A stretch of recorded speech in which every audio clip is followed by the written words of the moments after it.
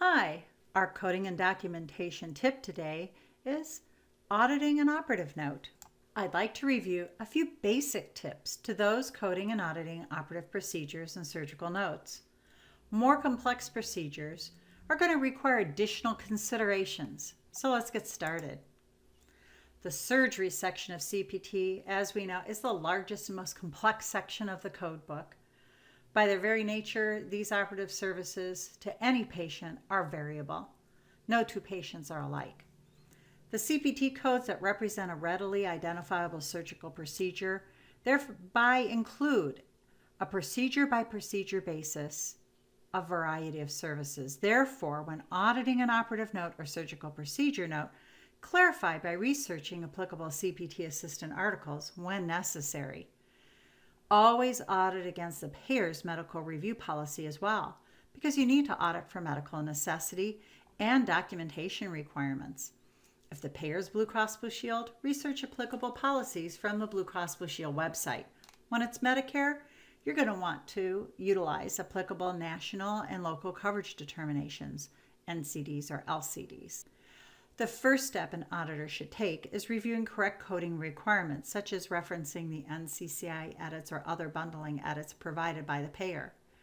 There may be CPT guidelines regarding what's included or excluded as well, so get this information all in front of you before you start. Also, don't forget to audit for appropriate use of any modifiers that could be on the claim. Are bilateral procedures reported according to payer policy? Because some payers require the 50 modifier, some may require the procedure to be on two separate lines with an LT and RT. So make sure that you know what's required before you get started.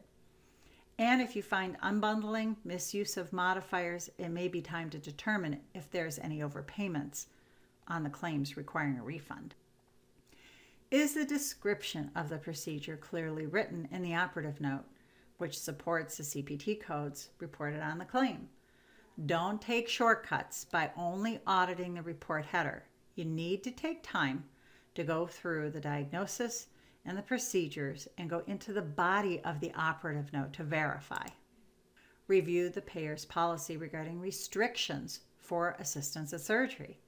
And for co-surgeons. If co-surgeons are reported using modifier 62, are they eligible to be paid? If so, is documentation in the operative note supportive of the co-surgeon's role? The following services listed on this particular slide typically relate to the surgery and performed by the surgeon and should be included in the patient's chart. You want to look at the evaluation and management services that led up to the decision for surgery. Then local infiltration, any type of blocks, topical anesthesia, immediate post-op care, including dictating of operative notes, talking with the family and other physicians or qualified healthcare professionals, any writing of orders, evaluating the patient in the post-anesthesia recovery area, and any typical post-operative follow-up care. It's important to take a look at the global days. What are the global days? Do you know what the global days are? And what were the claims filed within the global days by that surgeon? So it's important to go beyond the basics of just reviewing the CPT code description and diagnosis coding and documentation. Locate the global period approved for the major procedure performed, audit any claims filed by the surgeon for this patient within the global period. Now you're going to expect to see 99024 at zero amount, but you want to make sure that the claims are in compliance with any global bundling guidelines. If claims were filed with charges, were they a bundled service typically included in the global period, or are they separately payable and appropriate? There's more additional tips when auditing an operative note. Is it properly authenticated? There are pretty complex authentication rules set out by Medicare. You should make sure that you're following any specific payer authentication rules, especially for your EMRs.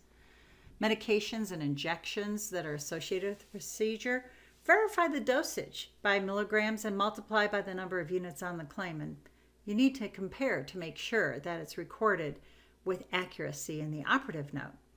Surgical trays and materials are usually included in the surgical package and only charged separately on the claim when it's over and beyond those usually included in the procedure. Create a checklist.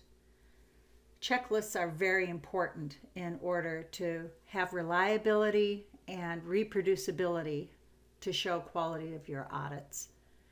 Contact us about becoming a certified healthcare auditor and earning your CHA credential. Talk to you later.